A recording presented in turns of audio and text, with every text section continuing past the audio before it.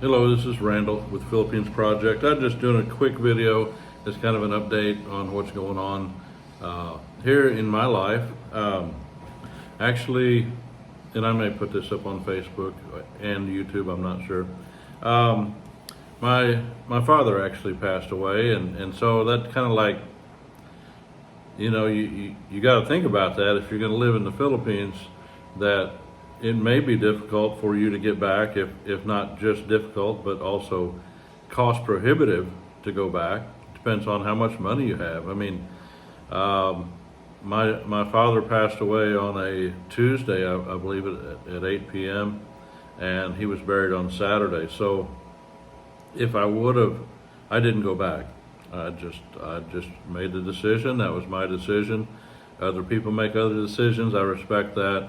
I ask that you respect my decision. But, it would have been very expensive because it's on short notice. Flights are more expensive than if you have a couple of months ahead of time. So I didn't get to go back for my father's funeral. But I kind of look at it this way.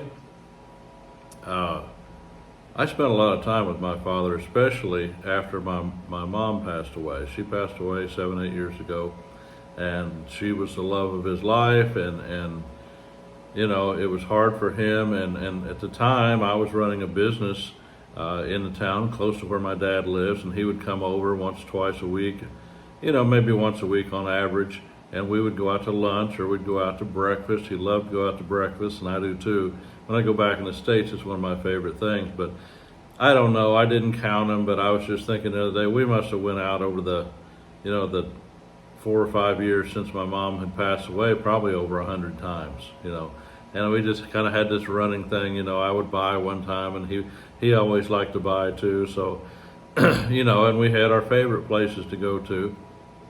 But I feel like I spent my time with my father while he was alive and while he was in a good enough, he was in a good mental state then. And as the last few weeks, and months progressed before he died, he was pretty good mental shape, but, things started just kind of going downhill for him. I mean, he couldn't remember where stuff was. He'd lose his keys. He couldn't remember appointments. And, that's a very common thing. I mean, he was 84 years old. And so I hope I'm as good a shape as he was when he was, when I'm 84 years old. And my dad was a very good man, very well respected in the community, and sometimes he took controversial stances. He'd get into not fights, but just over issues that he felt strongly about. He sometimes could be unrelenting, and living with him and growing up with that, I kind of embody some of that. I'm a very calm person. I'm easygoing. I'm laid back. That's the way my mom was. But when it comes to certain things, no. That's when my dad comes out in me. And sometimes I find out I'm wrong. Sometimes I find out I'm right, and I should stand for that. But there's an old country song, I think, can't remember the guy's name. I can see him in my mind. You go down in the comments if you remember. But an old country song, if you don't stand for something, you'll fall for anything. And, we need more of that in our lifetimes. So that's one thing about the Filipino culture that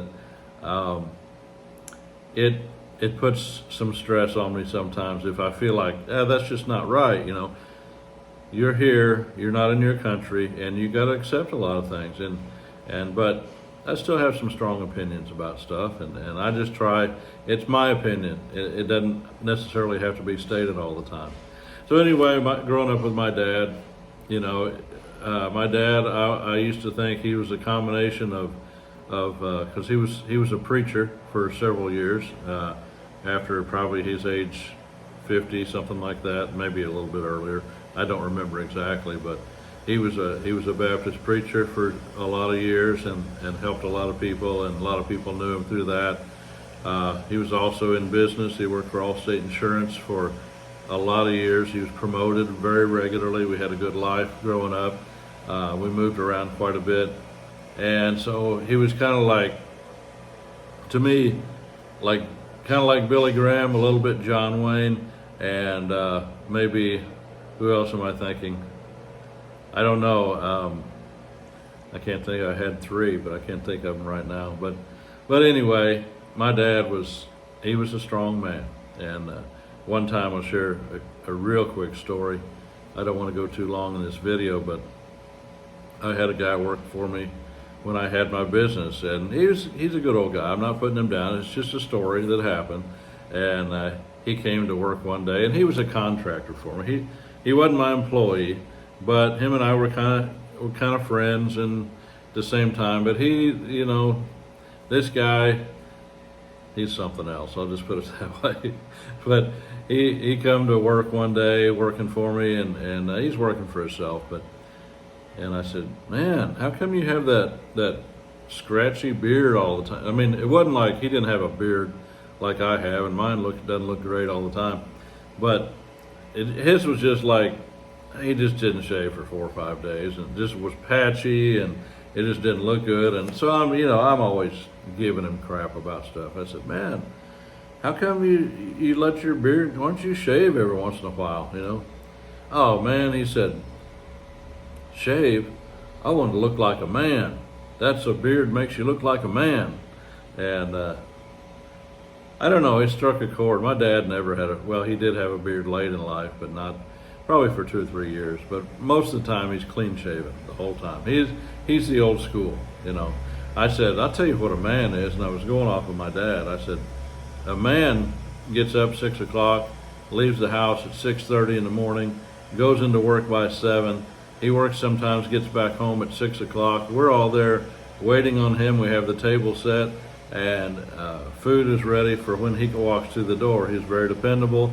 We knew when he was coming home, and he run the house. He paid the bills. He made the money, and my mom paid the bills, but he made the money and made sure that his family was well taken care of. I said, that's a man, and that's the kind of guy my dad was. And he grew up. He was born in kind of East Central Indiana on a farm, and he's a big guy, about 6'2".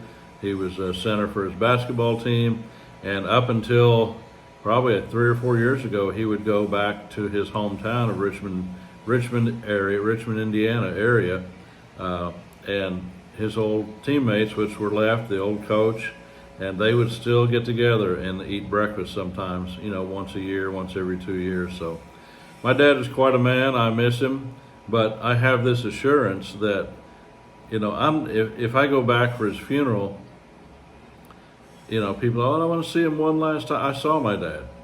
We had a relationship. I loved him. He loved me. Our relationship evolved from me being his son, and so I'll always be his son, but into becoming a friend. And actually, he would come to me for advice at different times, and I'd help him, and he would help me. It was a great relationship after my mom passed away, and it was great before that, but he had a lot more time on his hands, and he was lonelier, so he would reach out, and I spent a lot of time with my father. So it's tough. You can't go to the funeral. You kind of want to go for the family, but I wasn't able to go. I didn't go. So that's one thing that, you have to deal with when you're here in the Philippines, is stuff like that, So you have to make your own choice. I'm not here to give you advice. I'm just here to document my life here.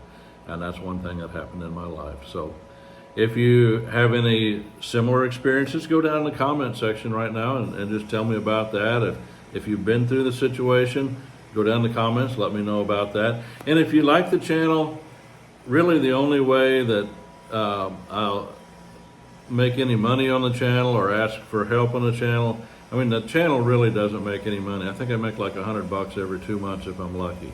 So, and I'm not asking to begging you for money, but it does take a lot of work to do this, and sometimes you really get busy here, and it's really hard to get videos out.